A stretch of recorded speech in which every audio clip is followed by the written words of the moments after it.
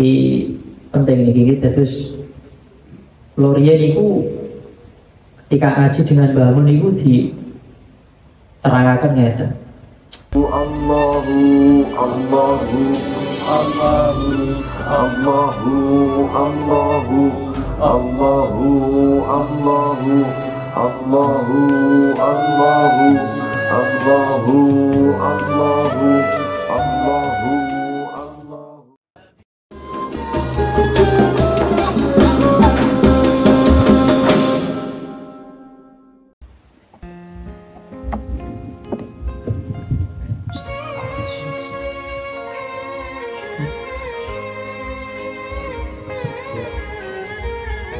Al-Fatihah.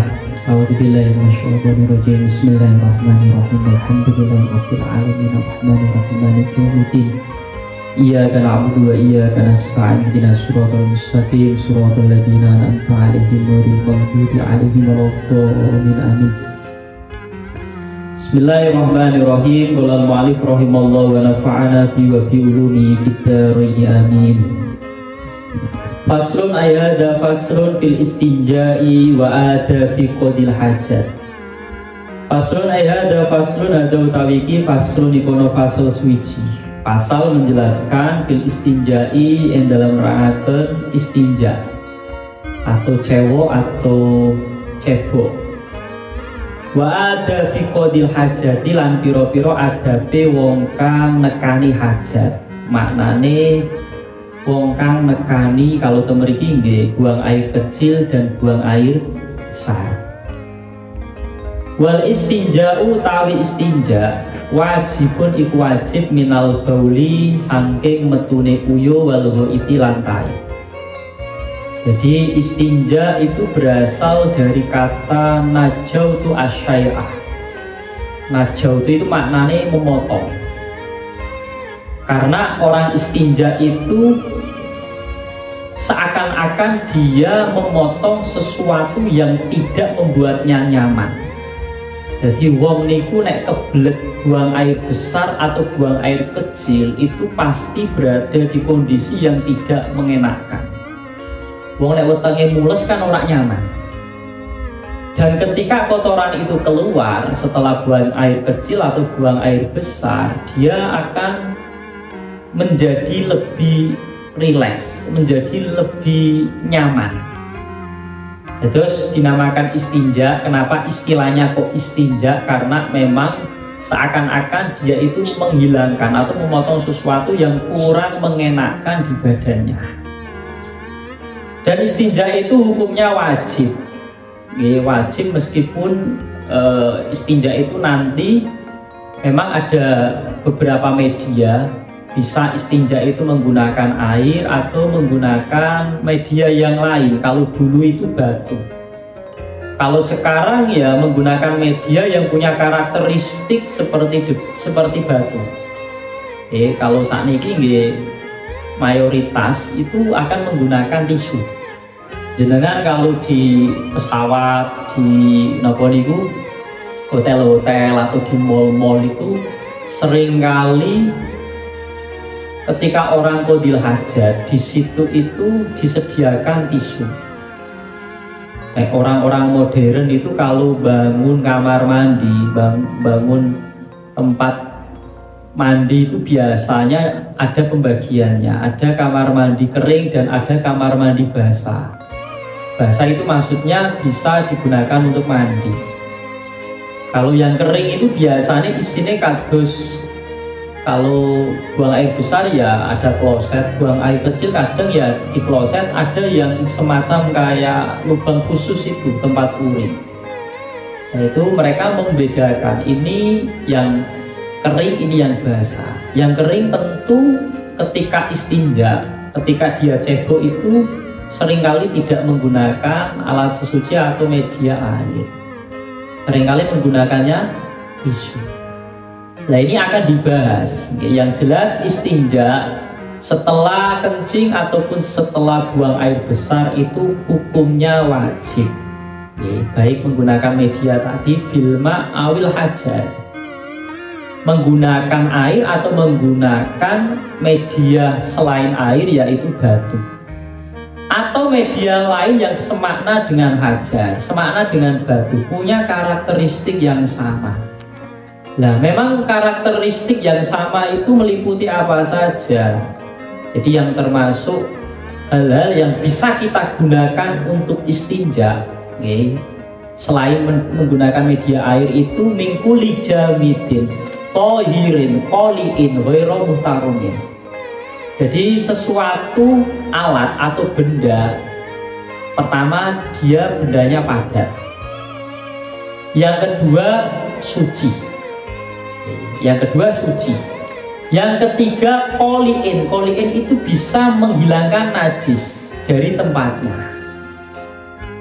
Yang keempat tidak dimuliakan. Jadi jamid, kemudian tohir, kolik, dan ghairu muhtarumin. Jamid maksudnya itu dia harus bendanya itu benda padat. Artinya padat apa? Dia tidak ada unsur basahnya. Ibaratnya kalau kayu kan padat, kayunya itu bukan kayu basah. Jadi di situ sifatnya itu kholin anir rutuba, tidak ada teles-telesnya, enggak basah. Daun bisa kita gunakan ketika daun itu kering, tapi kalau daunnya masih basah berarti tidak bisa. Jadi media yang bisa digunakan untuk istinja selain air itu sebenarnya banyak. Tembok itu bisa agak dengan batu pipis, setelah itu kemudian diusap-usapakan tembok itu ya bisa. Terus biasanya sopir-sopir niku kan naik pipis kan di belakang bak truk niku itu bisa diusap-usapakan bak truk ini bisa agak. Asal memenuhi syarat nanti, ada beberapa syarat yang bisa menggunakan media selain air. Tapi kalau tidak terpenuhi berarti nanti wajib menggunakan air. Tapi wis bener ya, kalau kadang ngamati wong-wong supir-supir niku biasanya kan ketika kencing itu kan di belakang nopo niku bak truk, kadang di belakang roda, itu udah sesuai. Karena memang orang kalau qadil hajat itu disuruh, kalau zaman dahulu istilahnya itu tempat untuk buang air besar, buang air kecil itu kholak. Kholak itu makna asalnya itu sepi, tempat yang sepi. Karena ketika orang ingin qadil hajat, dahulu itu nggak ada tempat yang khusus untuk qadil hajat kayak sekarang. Toilet WC itu enggak. Sehingga ketika ia ingin qadil hajat harus menjauh terlebih dahulu mencari tempat yang sepi. Akhirnya kadangkala kamar mandi itu diistilahkan dengan kholak. Kholak itu maknanya gue nyepi. Artinya apa? Menjauh. Menjauh dari keramaian, menjauh dari lalu lalang orang yang lewat. Itu Jadi yang pertama itu alatnya harus atau bendanya itu harus jamid, padat dan kering. Kemudian yang kedua itu dia harus suci. Tuh, kenapa harus suci? Bagaimana ketika kita ingin mensucikan sesuatu, media yang digunakan tidak suci? Jadi kalau kita ingin mensucikan sesuatu, tentu media yang kita gunakan harus suci. Kayak ketika jenengan mau wudu atau mandi besar, itu kan air yang digunakan harus air suci dan mensucikan. Tidak hanya suci saja, tapi juga bisa mensucikan yang lain. Kalau suci tok, datianya suci, tapi kalau tidak mensucikan kan nggak mungkin bisa menghilangkan hadas atau menghilangkan najis. Sama ketika orang istinja menggunakan media harus dari benda yang suci. Makanya nek sekedar padet, jenengan nek ngertos misal nopo niku telek doro kan garing, dinggo istinja ya nggak bisa. Karena apa? Karena najis. Yang ketiga harus koliin. Koliin itu mampu menghilangkan najis itu dari asalnya atau dari tempatnya. Koliin itu kadang maknanya bedol. Bedol itu nek cara wit-witan jenengan cabut. Nek jenengan cabut itu kan biasanya kan ikut tercerabut, akar-akarnya bahkan bisa ikut tercabut. Nah, makanya ketika orang istinja itu nggak boleh menggunakan sesuatu yang licin, koyok plastik. Jenengan istinja nggo plastik yo lunyu. Nggo ngilangaken najis itu susah. Makanya plastik tidak memiliki karakteristik yang sama dengan batu. Berarti nggak bisa. Terus yang seterusnya ghairu muqtarabin, bukan sesuatu yang dimuliakan. Dimuliakan itu contohnya apa?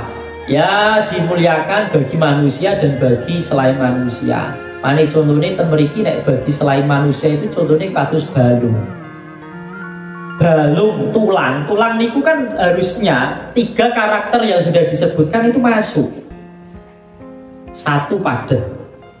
2 dia suci. Kalau misal tulang pedus hasil sembelihan kan berarti tulangnya ikut suci. Kolek pun juga bisa memindahkan najis dari tempatnya. Tapi dia dimuliakan karena apa? Karena tulang itu biasa menjadi konsumsinya jin. Jadi nek mriki selain hewan juga jin. Terus contoh yang dimuliakan bagi kita itu contohnya kayak misal ono wong istinja menggunakan kertas yang di situ ada ismul mu'adzam.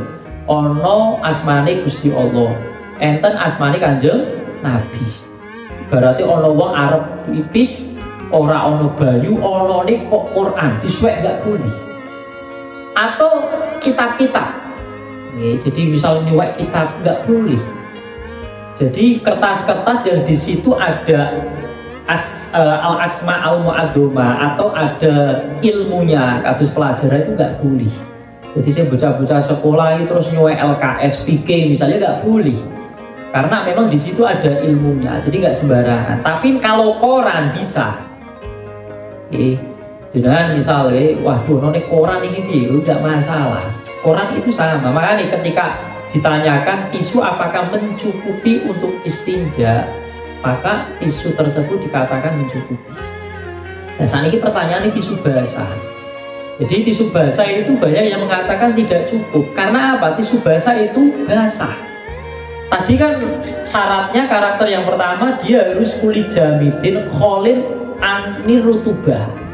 Dia padat, keset dan tidak ada teles-telesi. Nek tisu basah kan berarti teles. Beda kalau main sekalian, kalau basah ya udah menggunakan media air. Jadi ada yang mengatakan demikian.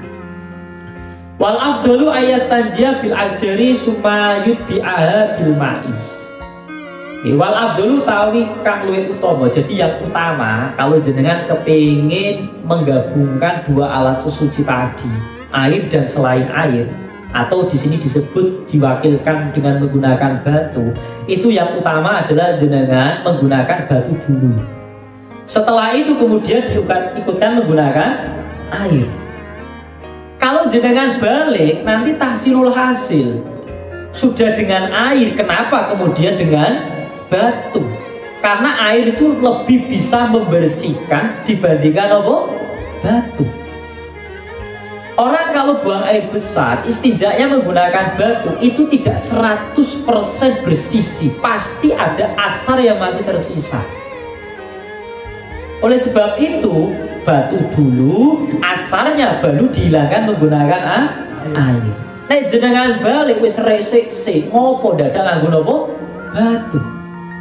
Pada tahsilul hasil untuk apa kemudian menggunakan batu setelah air? Jadi yang utama batu dulu kemudian apa? Air. Jadi mulai yakin di masjid ini tidak mungkin ada yang nggak pernah istinja menggunakan apa? Batu. Itu jenengan prakteknya mawon. Misal tipis terus jupuk watu setelah itu baru menggunakan apa? Air. Nggak masalah, jenengan praktekkan, ini ilmu.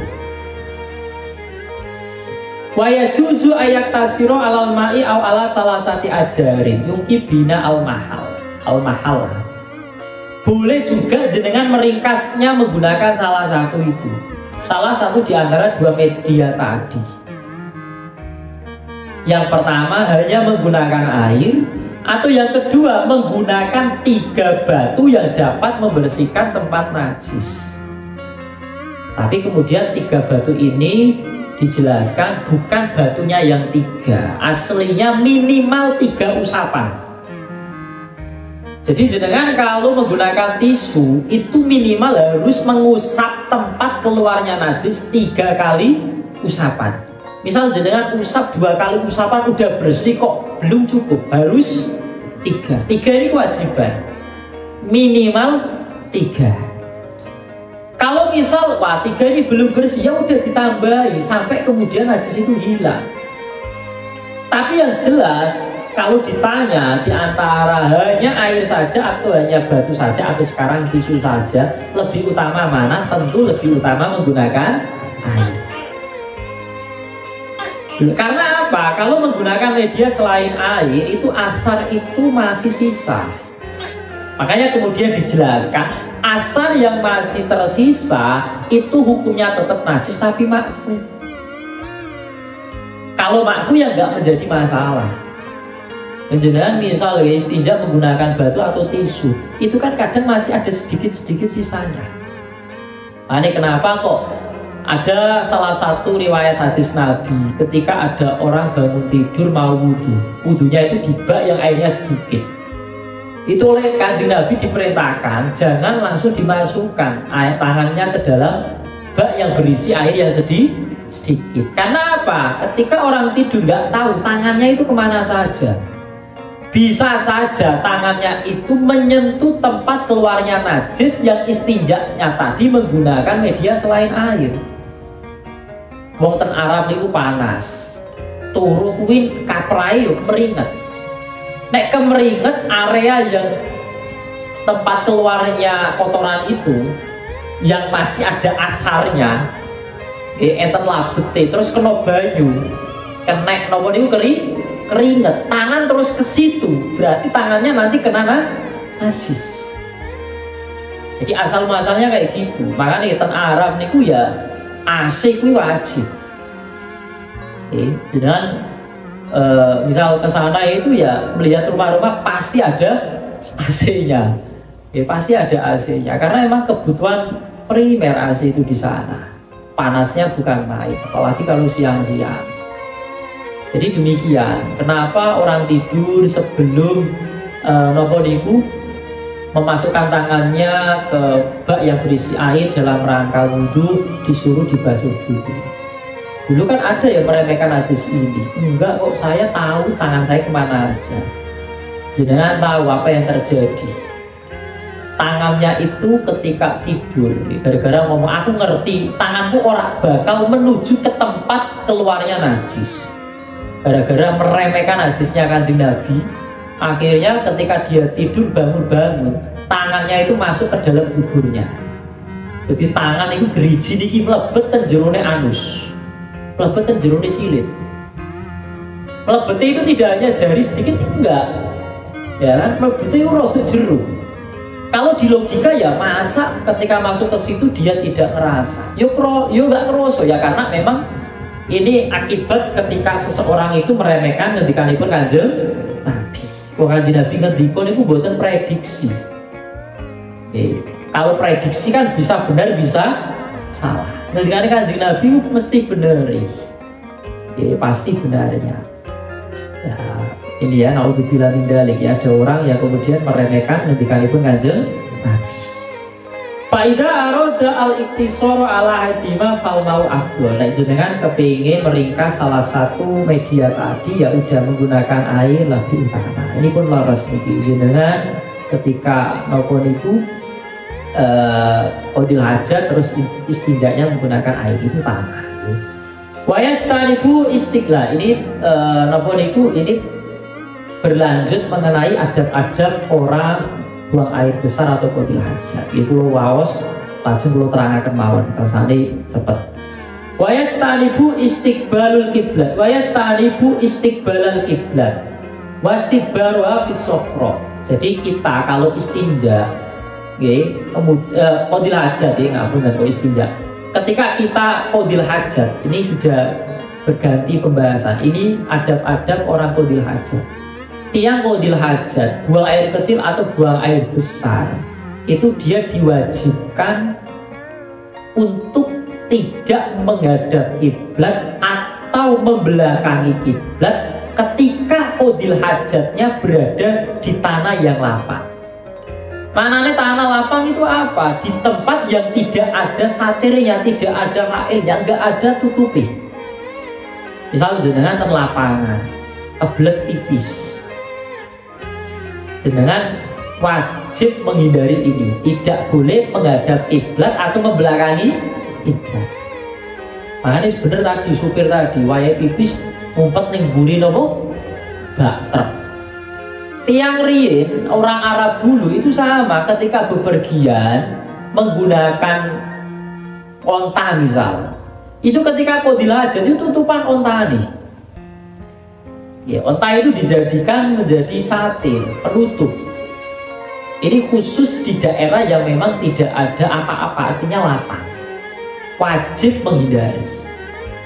Berbeda kalau sekarang sudah ada tempat khusus untuk qadil hajat. Kalau seperti itu menghadap kiblat ataupun membelakangi kiblat itu tidak sampai nopo niku, tidak sampai haram. Kalau ini kan wajib menghindar, berarti kan nggak boleh. Jadi nek ono tutupe yo makruh. Ya lebih baik ketika jenengan bangun rumah mendesain kamar mandi, usahakan kamar mandinya ketika qadil hajat tidak menghadap kiblat atau membelakangi kiblat. Meskipun kalau di tempat khusus ya tidak ada keharangan, tapi secara ta'aduban adabnya yang lebih baik seperti itu. Wa yastanibu al-baula fil ma'i ar-raqid. Kalau kencing jangan di tempat yang airnya itu diem. Air diem itu maksudnya air sedikit. Kayak misal nih kolam. Jangan gak ada kolam ikan, kan nggak mengalir. Terus kencingnya di situ. Itu jangan secara adat nggak boleh orang kencing. Yang jelas ini hukumnya makruh, nggak sampai haram. Tapi ya tadi jangan ketika kalau di sini diterangkan, bahasa Nawawi tahrimu, kalau menurut Imam Nawawi ketika airnya sedikit itu hukumnya itu haram. Kenapa? Ketika airnya sedikit terus jenengan kencingi, air itu akan berubah status dari suci menjadi air najis. Kan jenengan mubadirkan air. Makanya hukumnya sampai haram menurut Imam Nawawi. Jadi jangan ada yang mengatakan air sedikit meskipun tidak mengalir ataupun mengalir. Kadang kan banyu mengalir tapi banyu ini sidik. Ya kayak kolam sing enten digone kan ngalir kan. Watata saja roti al-musmiroti, gak boleh qadil hajat di bawah pohon yang berbuah, baik di musim berbuah ataupun tidak. Ya asal muasalnya ya kalau misal kok jenengan andaikan buang air besar atau kencing di situ, nanti andaikan ada buahnya jatuh itu kan terkena najis, mubadir nanti. Wafik toriki, kemudian di jalan tempat orang lewat itu juga nggak boleh. Wadili lan panggonan iup-iupan, tempat berteduh, tempat nongkrong ning alun-alun, wong sing biasane duduk di halte kok kemudian buang air besar di situ juga nggak boleh. Wasabilan lek di lubang tempat sing biasane orang kewane jenengan kencing di situ juga nggak boleh. Itu menyakiti, andaikan ada hewannya kan akan tersakiti oleh kotoran yang kita buang di situ. Walayatakallamu, ini ada berikutnya, walayatakallamu lan ora ngomong, ora ngobrol alal bauli wal goiti. Orang kalau qadil hajat dalam kondisi kencing ataupun buang air besar, adabnya itu nggak ngobrol. Kecuali kalau kemudian ada sesuatu hal yang ngobrol itu menjadi maslahat. Contohnya lagi pipis wong loro ya kan, terus ngerti ono kalau jengking atau ono ulo, terus jenengan napa niku mari ngertos, iku ono ulo awas. Jangan terus diem mawon. Demi wah ini kan adabe kan tidak ngomong, wah wis kepatok. Napa niku kalau jengking nggih, terus entuk kalau jengking nembe cerita. Aku mau ngerti asale. Tapi kan adabe wong kencing iku ora oleh ngobrol. Jadi aku meneng wae lah, ini berarti nggak pas. Dalam kondisi ada butuh atau kondisi darurat boleh nggak makruh, ngobrol nggak makruh. Wa yastaqbilu asyamsa wal qamara wa la yastaqbilu. Jadi yang kemudian tidak menghadap ke matahari ataupun membelakanginya, atau menghadap rembulan atau membelakanginya. Tapi kalau menurut Imam Nawawi ini hukumnya nggak sampai makruh. Jadi arep madhep matahari atau madhep rembulan atau membelakanginya itu tidak sampai makruh. Nah ini kalau waosaken beberapa hadis ini tentang kitab karanganipun Sayyid Muhammad. Ini penting, istinja itu bukan hal yang sepele, karena ketika kita membahas kemarin toharo itu ada yang toharo anil hadas dan ada yang dari anil najis. Berarti jenengan istinja itu dalam rangka toharo anil najis, sesuci dari najis. Kalau istinja kita sudah tidak benar, termasuk kemarin ketika mensucikan najis ya, entah najis mukhofafa, mutawasita atau mughlado, itu nanti akan sangat berpengaruh dengan ibadah kita. Sholat itu kan syaratnya harus suci. Ali bin Abbas radhiyallahu anhu anna Rasulullah sallallahu alaihi wasallam maro bi ini. Jadi ini ada hadis riwayatnya Abdullah bin Abbas. Kanjeng Nabi itu pernah berjalan melewati dua kuburan. Faqala innahuma la yu'adzabani. Kanjeng Nabi tahu kalau penghuni kedua kuburan tersebut sedang diadab, sedang disiksa. Wa ma yu'adzabani fi kabirin, dan mereka berdua disiksa, diadab itu bukan karena melakukan dosa yang besar. Dosanya itu terhitung tidak dianggap besar. Bala inahu kabirun, tapi yo siksane rada gede. Jadi gara-gara barang sing ora patek gede tapi ndadekke wong kuwi disiksa. Ama ahaduma fakana yamsi binami, masih siji kuwi ana wong provokatif. Moro si A nyritakaken nek si B ngelek-ngelek si A. Moro si B nyritakaken nek si A ngelek-ngelek si B. Artinya wong tukang adu-adu namimah. Jadi provokator itu ya nanti di napa niku di kuburannya akan kena siksa. Wa amal akharu fakana la yastatiru min bauli. Yang kedua adalah orang yang ketika kencing ora tutupan. Itu kencingnya ya los, ning tanah lapang yo wis mandur wae, ora nganggo aling. Tapi teng riwayat lain iku layas tanjim. Maknane orang yang ketika kencing tidak istinja secara tuntas. Jadi angger-anggeran ngasal oleh istinja. Jadi ketika dia istinja itu tidak sampai bersih. Rawahul Bukhari wa Muslim. Wa Ali bin Abbas radhiyallahu anhu qala Rasulullah sallallahu alaihi wasallam amatu adabil qabri minal baul. Ngendikane Kanjeng Nabi, akeh-akeh wong kenek siksa kubur gara-gara persoalan nguyoh. Ana wong nguyoh, ya ana kalane mergo ora tutupan, ya ana kalane nguyohe ora sampai tuntas. Bar cewek isih metu sithik neh, utawa tidak sampai suci. Fastanziu minal baul, pesene Kanjeng Nabi, pokoknya nek pipis kuwi kudu secara tuntas. Paling di antara beberapa hal yang bisa dilakukan, nek ten kitab-kitab yang lain itu dijelaskan. Kayak misal jenengan itu kepengen buang pipisnya itu tuntas, itu dari halakotu dubur, ini lho bolongan tempat keluarnya kotoran ketika BAB. Dari situ jenengan tarik sampai niki, sampai kemudian dua nopo niki telur niku nopo testis dulu, jenengan tarik dengan urut-urut dari situ. Terus nanti batang dakarnya juga sama. Jadi ngurute niku kados wau niku menggunakan tangan kiri bagian jari tengah, jenengan urutnya. Terus nanti bagian batangnya, kodiknya itu jenengan pelirit-peliriti pakai niki yang bawah ini. Yang tahu. Setelah itu ya ada daun-daun kayak tanah nuk betul. Itu jenengan lakukan dalam rangka biar sisa-sisa air kencing yang masih di situ itu ikut keluar. Lah ini pada orang sing takut. Lah nek sing wedok ku piye carane? Ya kalau perempuan ya tadi antara niku wau lho, halakotu dubur itu ditarik sampai kemudian mau sampai ke bagian farjinya. pakai nopo niki tangan kiri, jari bagian apa? Di pleret-pleret ngeten biar air kencingnya itu tuntas. Karena nyuwun sewu, banyak orang yang kemudian ketika pipisnya nggak sampai tuntas, itu yang menjadi problem niki loh. Kenapa kok banyak orang kemudian diseksa gara-gara faktor masalah pipis? Niki kemudian enten malih niki di antara adab ketika jenengan masuk ke kamar mandi. Babu mayu qalu qabla dukhulil khala wa ba'dal khuruj minhu. Ini hadis ini sami nih, ibaku al mala'i as-salas itu sami tadi adab-adab yang ada di kitab takrib. An Anas radhiyallahu anhu qala kana Rasulullah sallallahu alaihi wasallam idza dakhala al-khala. Nah, ini ketika orang itu masuk ke kamar mandi, ini dicontohkan oleh Kanjeng Nabi, penting ini.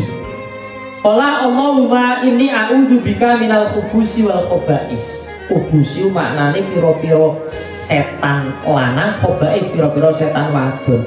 Allahumma do Allah ini sak temene ingsun a'udzu iku nyuwun bawureng sapa ingsun bika kelawan jenengan minal khubusi sange piro-piro setan lanang wal khaba'is lan piro-piro setan wadon. Jadi adape nek wong kepengin mlebet teng kamar mandi selain kaki kiri dulu sebelum masuk ke kamar mandi itu disunahkan membaca doa ini.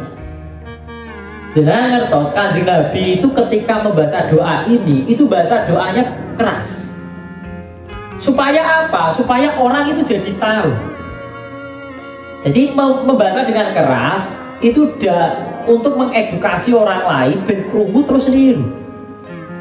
Kalau Kanjeng Nabi dongane pelan, orang kan nggak tahu doa apa yang kemudian dibaca. Makanya kados jenengan misal makan bareng satu nampan utawa mangan karo akeh, jenengan terus sebelum makan bismillahirrahmanirrahim baca bismillah, atau jenengan baca doa makan secara keras, itu sunnah.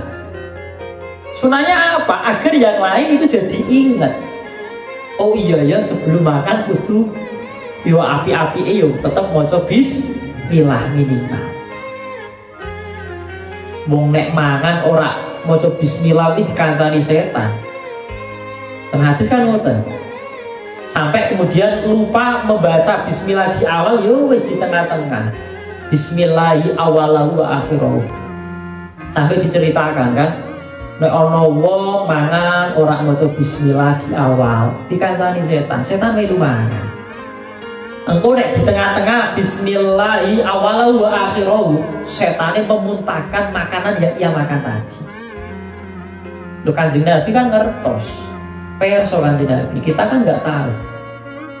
Kadang ono sih semua aduh mangan kok akeh ngene ora entek wis ora usah bismillah ben dikancani lho diewangi setan iki ben cepet entek. Kok nek ini tengah-tengah bismillah kan ben biar muntah-muntah setan iki. Jadi ini pentingnya Kanjeng Nabi baca doanya itu sedikit dikeraskan biar sahabat mendengar.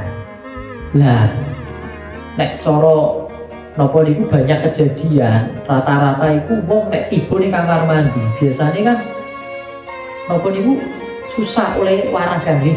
Ada itu sampai meninggal kan nggih. Biasanya jatuhnya di kamar mandi. Makanya kudu hati-hati. Nek mau masuk kamar mandi ndonga riyin nggih. Penting niki.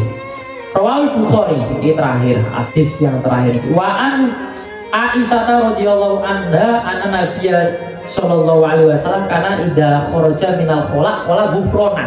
Jenengan nek badhe qadil hajat dongane simple, ghufrona. Meskipun ada doa versi lain.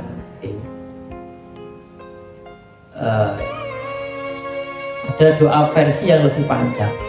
Alhamdulillahi, kalau biasanya alhamdulillah ada aba anni mayudini wa abqa mayan fauni.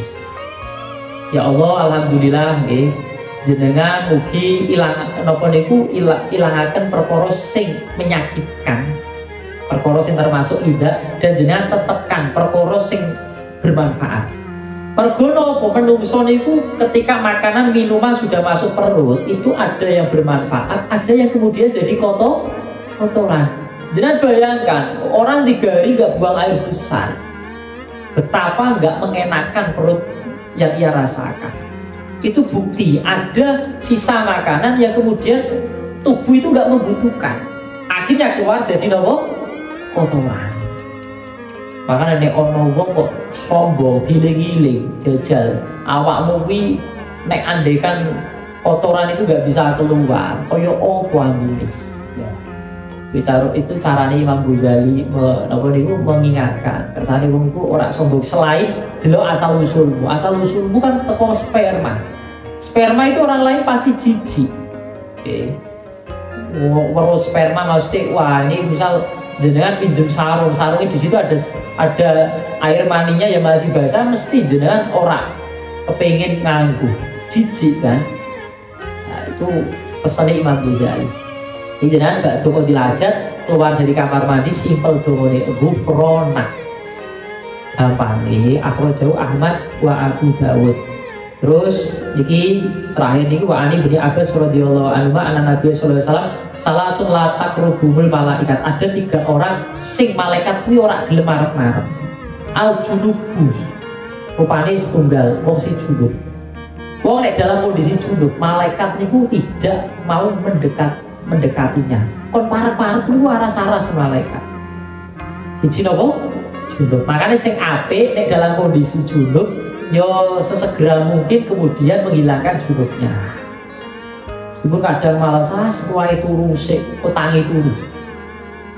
Tapi ya kalau banget ngantuk minimal sebelum tidur wudu riyin. Wudu terus menuju tidur. Wasakronu yang kedua wong mendem. Wong mabuk itu wis setan itu males. Nah, setan itu males nek ketemu karo wong sing napa? Mendem kok setan apa malaikat? Malaikat tuh males, setan malah seneng ngobolo nih. Di sakron orang sing mendem. Di penting ini terus Gloria niku ketika ngaji dengan bangun niku di terangkan ngeten. Napa niku arak niku cara bahasa kuno niku sajen. Wong kuwi nek kepengin iso ngombe sajeng ning swarga. Dan terus ngenjal niku ten swarga niku ada minuman diantaranya khamar.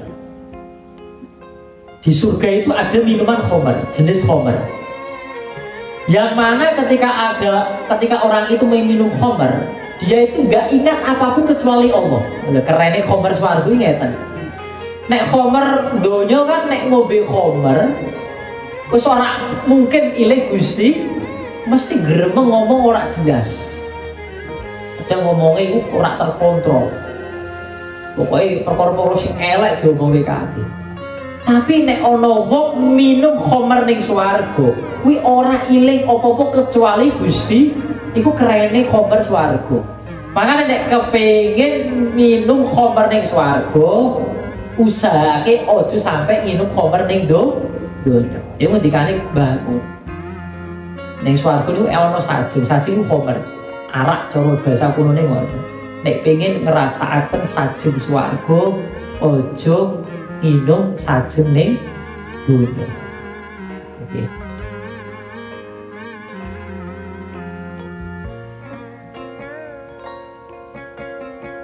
Terus sing sak terus niki sing ketiga wal mutadammihu bil khuluqi. Khuluq niku jenis napa niki parfum ya, parfum yang biasanya itu dibikin dari minyak za'faron dan lainnya. Artinya parfum sing aromanya itu sangat menyengat. Ini khusus perempuan.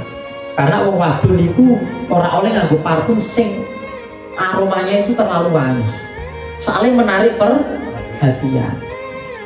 Makanya kenapa kok kemudian ketika bahas sholat jamaah, nek wong lanang kuwi kan sunah sholat jamaah, sunah muakkad. Bahkan mayoritas ulama mengatakan sholat jamaah kanggone wong lanang iku hukumnya fardhu kifayah. Nek ana sak desa kok musala masjid blas mboten enten sing jamaah dosa sak desa. Karena sholat jamaah itu syiar. Loh kan jamaah ini kamar omah masing-masing. Lah itu enggak syiar.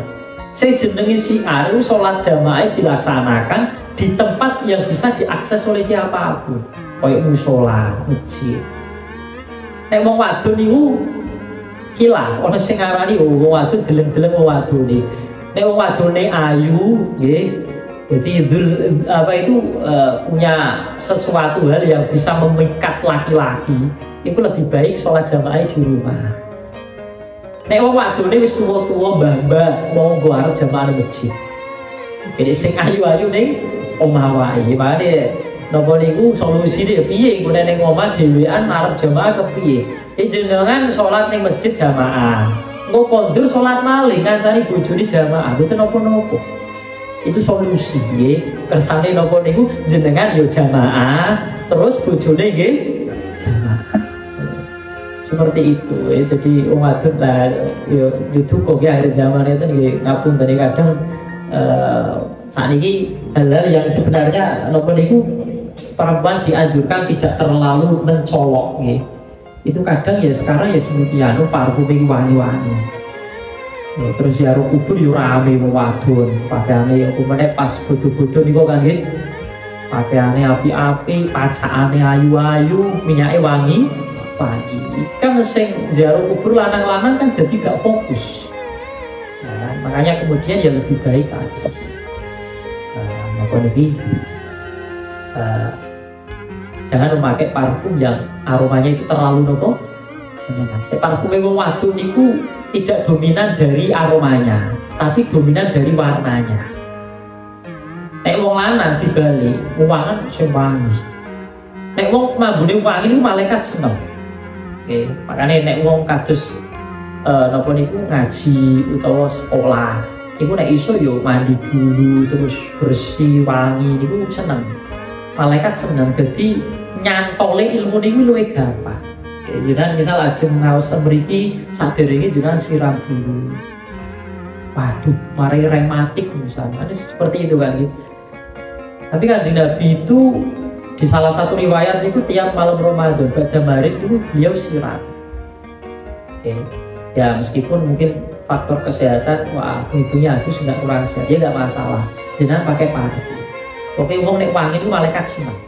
Wong nek cedek karo malaikat itu insyaallah yo rezekine melulan lancar. Wong bagian bagi rezeki niku malah malaikat. Terus niku enten pertanyaan mau boten nih. Monggo. Boten?